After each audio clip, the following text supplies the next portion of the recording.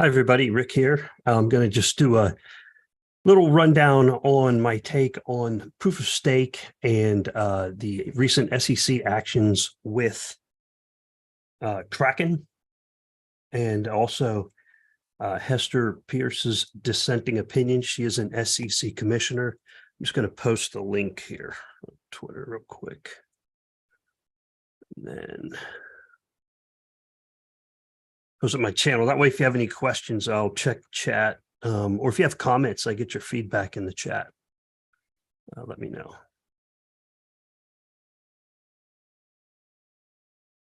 I'll try to be brief.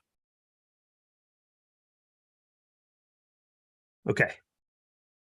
So say hi if you're in the chat. Let me know what you think. All right. So to get to the point, yesterday, SEC issued an action against Kraken where they have to pay a $30 million fine and they have to shut down their staking services with respect to proof of stake protocols. Now, to set my baseline opinion clear, with proof of stake, I want people to acquire their ADA or Algorand or Polkadot, whatever proof of stake coins that they choose. And I want them to self-custody those coins, and I want them to stake to community pools. That is first and foremost the number one priority. Hey, Scott's there in the chat. Hey, Scott, it's my brother. Number one priority, get that out to the users in a decentralized environment.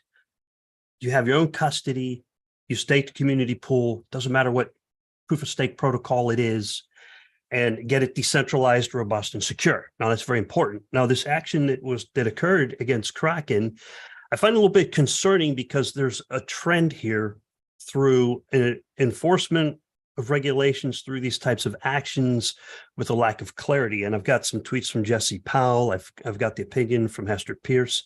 I'm going to share those here in a moment. And, you know, I want Kraken to have the ability to offer staking to users, because think about, how did you get your first Bitcoin? How did you get your first Ethereum? How did you get your first ADA? How did you get your first Polkadot? You probably bought it on an exchange. And what attracts people to these exchanges is they have something to offer. They have a better rate than a bank, right? So I can hold it in the bank at one particular rate, or I can move it to a crypto exchange and get their rate on these new and cool cryptocurrencies that people find interesting. So that's that brings new users in, and those new users acquire it, and then they get exposed to the community stake pool operators, and they hear more about it, and they learn, oh, I can self-custody this, I can hold it myself, I can stake to pools that are run in a highly decentralized environment or highly distributed environment. And then that's kind of like the growing process, right? Where do all new users come from? Well, they usually come through exchanges because it's just a little much to run your own proof of work miners, or starting minting. Somehow they have to acquire those layer one coins in the first place. Usually that's through exchanges. Kraken got hit with a $30 million fine. It's a pretty big fine. I think it's important that bad actors are kept under control. I don't think Kraken is a bad actor. Let me share my screen here and go over a few points that'll kind of like help make the points a little more clear. Just give me a moment while I share my screen here.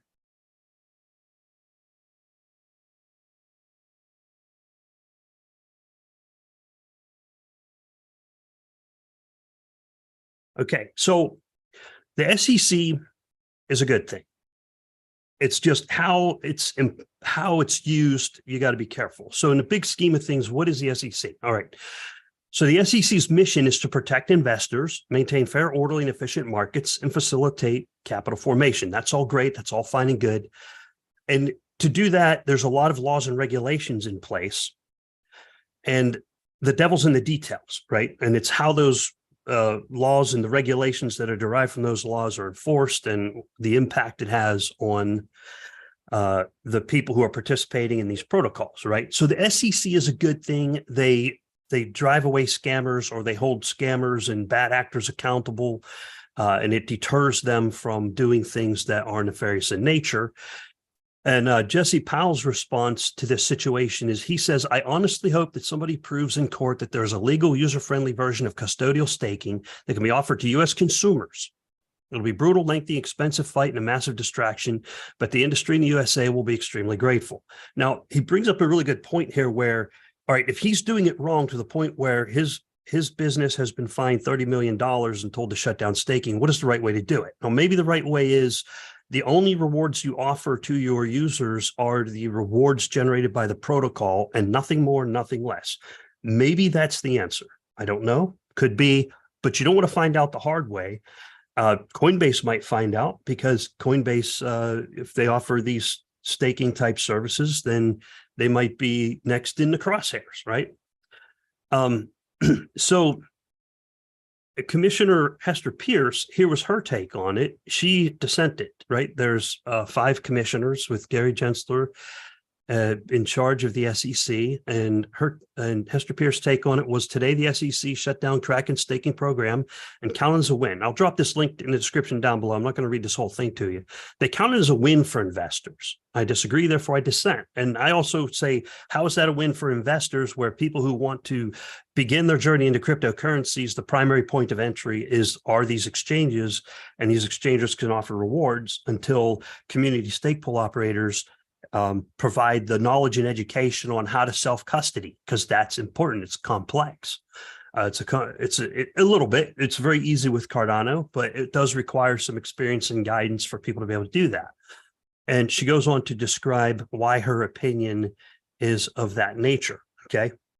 She goes on to say, most concerning is that the solution to a registration violation is to shut down entirely a program that has served people well. I agree with that. I agree that Kraken is a good actor and that their products serve people well. The program will no longer be available in the United States, and Kraken is enjoined from ever offering a staking service in the United States, registered or not. Okay. She goes on to continue her opinion with that, journalistic and lazy. Now, the reason I bring this up is it's a slippery slope between both regulations and the laws, that the laws and the regulations derived from those laws. And I'll give you an example. In December, Elizabeth Warren, and I don't want to, crypto is nonpartisan, so I'm not being partisan about this at all. Elizabeth Warren floated a bill. The bill did not pass, but in that bill, it was going to offer laws that, if passed, this measure would mandate the implementation of KYC for miners, which could include proof of stake operators or minters, wallet providers, and self-custodial wallet providers. So think about that. Think about your favorite self-custodial wallet on Cardano or any other chain, where if a law like this gets passed, if it were to have been passed, that you got Eternal, NAMI, you got all these other wallets, and they would have to register. Now, this wouldn't be in the case of a security, but this would be to KYC the users, right? And it's like, why would you need to KYC these people when they're self-custodying their own stuff, right? And it just goes further down the rabbit hole. So the key point I'm trying to get at is, don't give them another inch. Don't give them another inch, or you'll get legislators offering up laws such as this one, right? And that would be counterproductive. Now, the reason I'm doing this live stream, I can get your feedback, and I also wanted to make it a point, is if you let regulators unchecked continue to encroach on the decentralized environments of the peer-to-peer trading marketplaces, it'll just get further and further. And I know Kraken is an exchange. I know it's a centralized exchange, and they were offering staking services. And technically, they are a competitor of mine, right? They can have those coins and they stake them, or they stake to a community pool such as mine or any of the other ones, and those are staked over there. So technically, they're competitors, but I still got to take a look at the landscape and say, well, that's an important and healthy competitor, because that's how new people acquire their ADA and Polkadot and all the other tokens, the other coins. Okay, so I'm very aware of that. And what are the follow-on repercussions of that? So we got to be alert moving forward. And we have to pay attention to what regulators are doing and what laws are being proposed by the elected officials, the elected legislature, what laws are being proposed. We got to be just very vigilant, pay attention to them, because if these laws get through, what stops them from saying, all right, why did they go after Kraken? Well, it's centralized and they're holding these tokens on behalf of somebody else. They're custodial in some way. So they're holding this ADA, maybe they're staking it and they're giving the people rewards from the protocol, right? But they're acting as a central point. Well, think about some of your favorite stuff out there. A decentralized exchange, a DEX, it could be MinSwap, Sunday, Muesli, Wing Riders, any of the new ones coming online. It could be the lending and borrowing protocols. And at some point, either the ADA or the rewards is in control of some person. Now that ADA may be in a protocol, but the person might control how much rewards you get. And if you don't give a little bit of pushback to how deeply these regulators penetrate into the market, they might step in and say, well, how do we know that your protocol is safe? We need to protect investors. Remember at the beginning of the video, I showed you that was one of the missions of the SEC, which is a good mission to have. But they might say, how do we know that you're actually giving those types of rewards? How do we know that the percentages you publish are the percentages people are actually getting? How do we know that these people aren't laundering money and just cycling it through?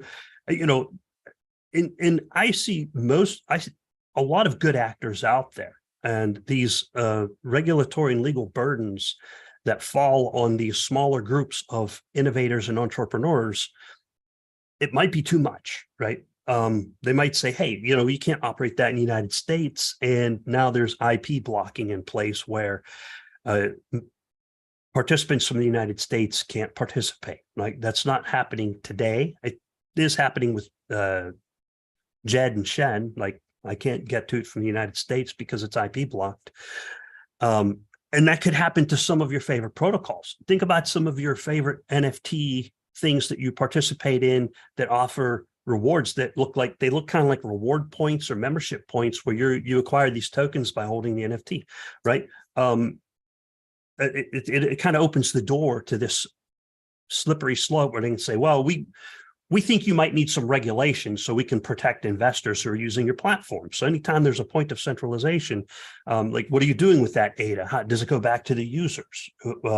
Which pools did you pick to delegate it to? How did you vote in Catalyst? I want to raise awareness early before things like that happen so that people stay situationally aware in case they start to see it. And that way you can speak up and provide your inputs, because I want to see the DEXs operate both with safety and maximum freedom so that people can get in and participate in the borrowing and lending and trading that they would like to participate using their own self-custody wallets and using the DEX technology to the maximum advantage, right?